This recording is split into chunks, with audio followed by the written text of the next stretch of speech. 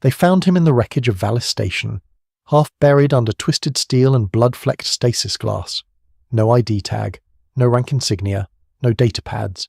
Just an unconscious human with neural scarring so dense his cortex looked burned from the inside out. When the medics revived him, he asked one question. What front am I on? Not where he was, not who he was. What front? He couldn't remember his name, but when they handed him a map of the battlefield, he picked up a stylus with shaking fingers and redrew the entire plan. 12 minutes later, the enemy flank collapsed, just like he'd predicted.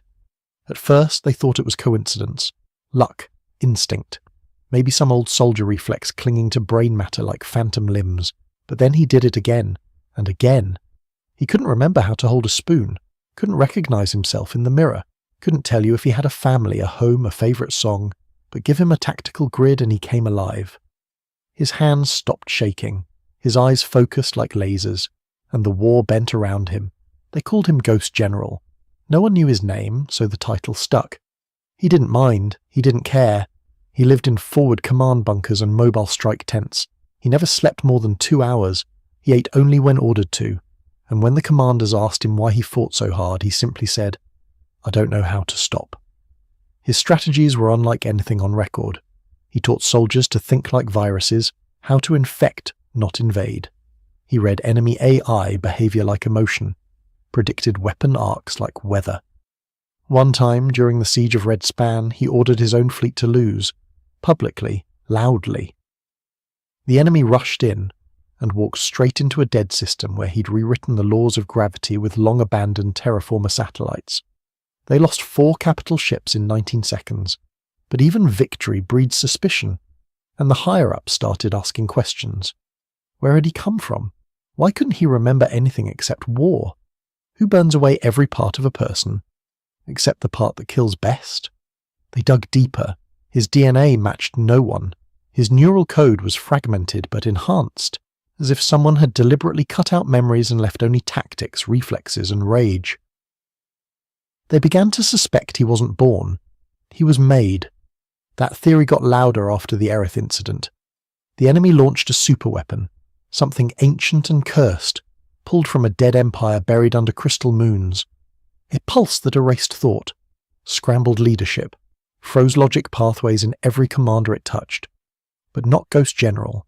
He stood still for 12 seconds, then said, "I fought this kind of war before," and ordered the fleet into formations no living soldier had ever seen. Organic, non-Euclidean, fluid. He beat the weapon with movement, chaos, human instinct. He won.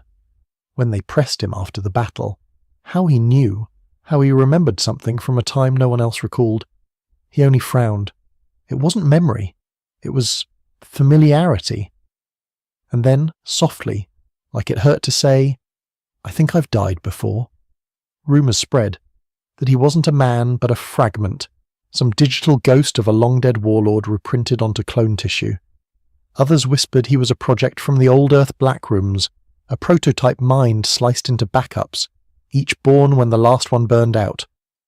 But no one could prove anything, because every time the war changed, he changed faster. Eventually, the enemy gave him a name of their own, the Forgotten Blade. They began retreating at mere rumours of his presence.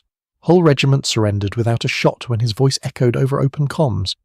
And when the enemy's AI council tried to simulate his tactics, they failed. Not because the logic was wrong, but because he wasn't logical. He was designed to win, even if it killed him.